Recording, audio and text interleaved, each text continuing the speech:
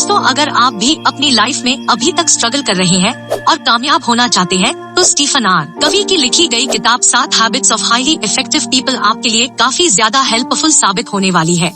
इस किताब में ऑथर ने सफल लोगों की उन आदतों के बारे में बताया है जिसकी वजह से आज वे सफल हुए हैं। अगर आप इस किताब में बताई हुई आदतों को अपने जीवन में अपनाते हैं तो निश्चित ही आपके जीवन में भी चमत्कारिक बदलाव होने लगेंगे और आप भी जल्दी ही सफलता प्राप्त कर लेंगे। तो आइए शुरू करते हैं। स्टीफन आर कवी एक अमेरिकी शिक्षक, लेखक तथा मोटिवेशनल स्पीकर थे। हम जानेंगे इन 7 हैबिट्स के बारे में स्टेप बाय स्टेप। हैबिट 6 और 7 मेरी फेवरेट है, तो जरूर सुनिए।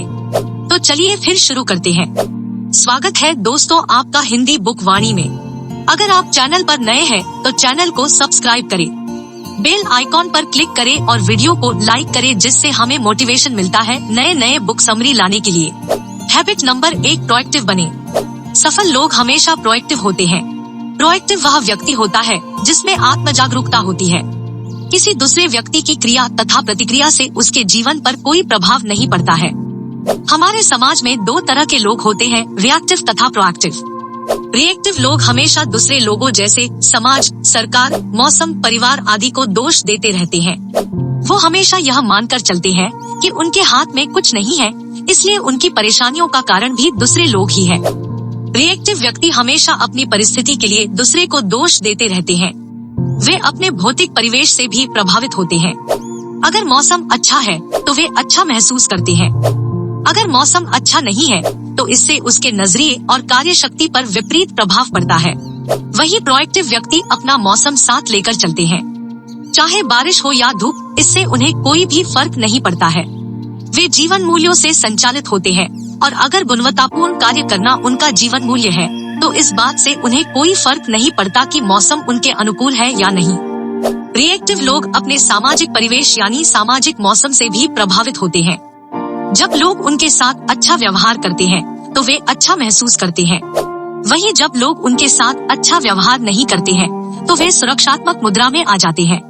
प्रोएक्टिव व्यक्ति भी सामाजिक परिवेश से प्रभावित होता है, लेकिन वे अपनी आत्म जागरूकता का इस्तेमाल करते हैं, जिससे बाहरी कारकों को वे अपने ऊपर हावी नहीं होने देते हैं। सफल लोगों की पहली आदत यही होती है कि वे अपनी परिस्थितियों के लिए किसी दूसरे को दोष नहीं देते हैं, बल्कि उसकी जिम्मेदारी स्वयं लेते हैं और आगे बढ़ते हैं।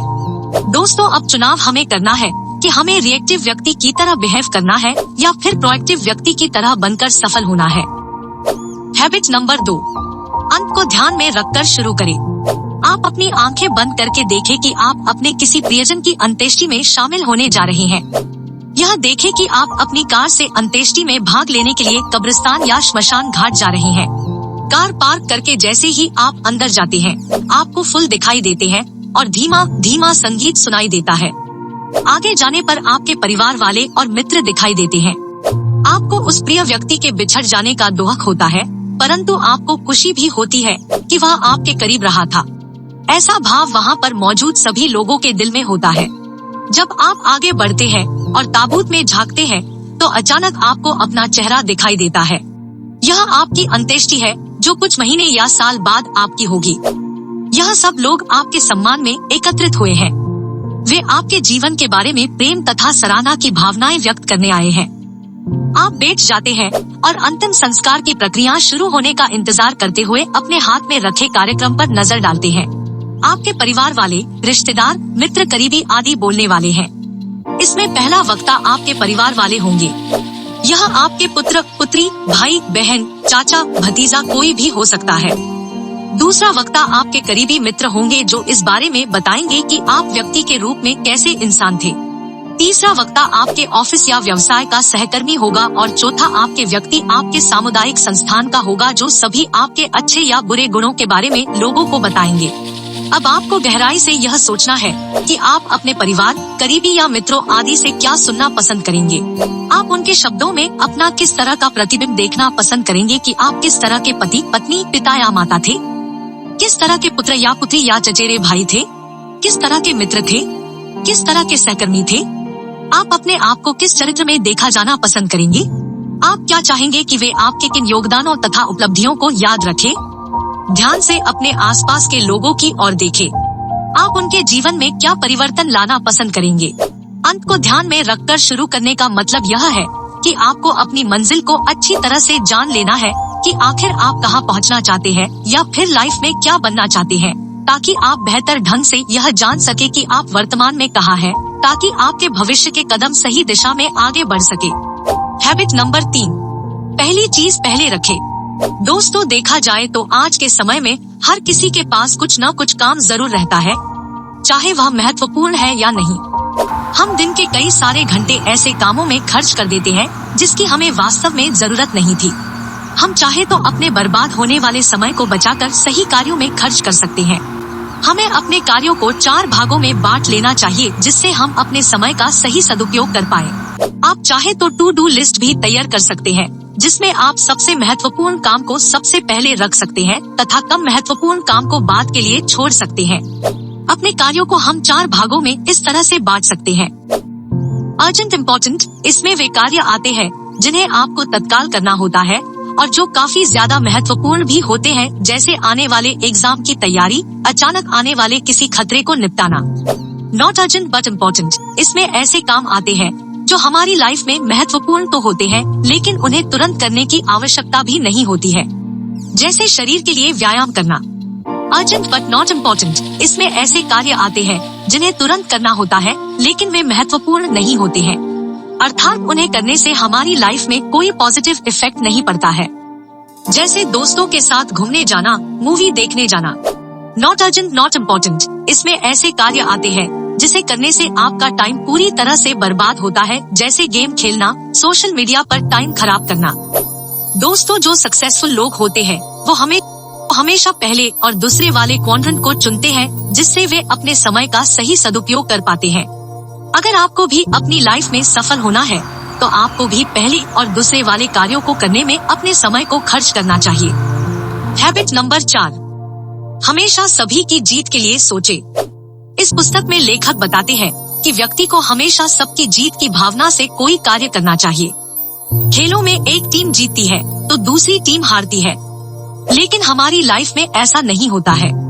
हमें यह कभी नहीं सोचना चाहिए कि सामने वाले को हराकर या नीचा दिखाकर आगे बढ़ जाऊं।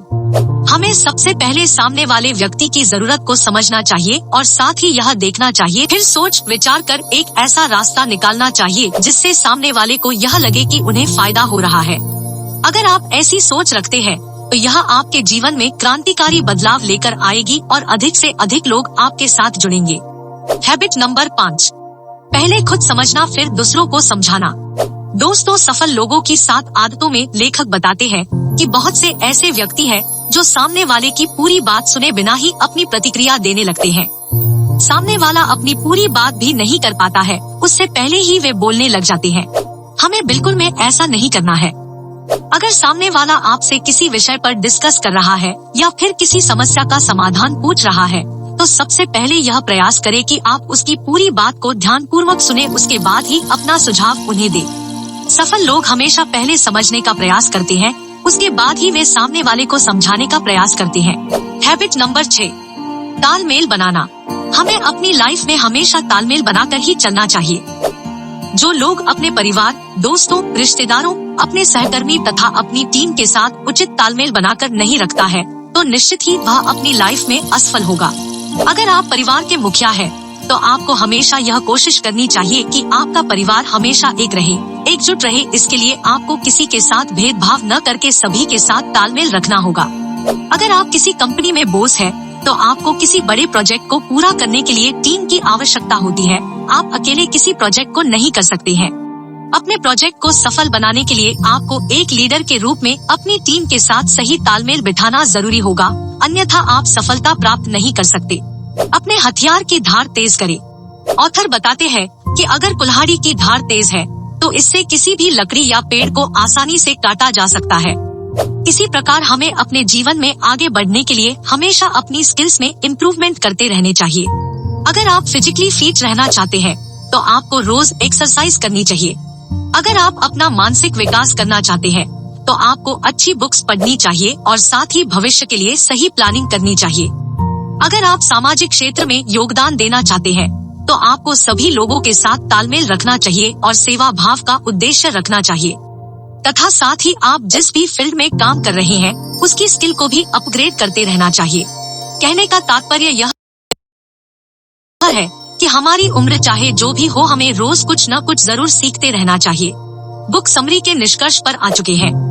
दोस्तों, लेखक स्टीफन आर कवी ने सफल लोगों की उन 7 आदतों के बारे में विस्तार से चर्चा की है जिन्हें अगर हम अपनी लाइफ में सही तरीके से अपनाते हैं तो कुछ ही समय में हमें भी इसके सकारात्मक परिणाम देखने को मिलेंगे। लेखक ने काफी समय तक सफल लोगों के जीवन का अध्ययन कर उनकी आदतों को इस किताब में बहुत ही अच्छे तरीके से बताने का प्रयास किया है। इन आदतों को अपनाकर हम अपने जीवन में निश्चित ही सफलता प्राप्त कर सकते हैं। आपको यह वीडियो लंबी लग सकती है। हम बुक के कंटेंट और क्वालिटी पर कॉम्प्रोमाइज नहीं करते हैं। अगर आपको यह बुक समरी पसंद आई हो तो वीडियो को लाइक करें, चैनल को सब्सक्राइब करें ताकि आप और अमेजिंग बुक समरी सुन सके। चलिए फिर मिलते हैं अमेजिंग बुक समरी के साथ।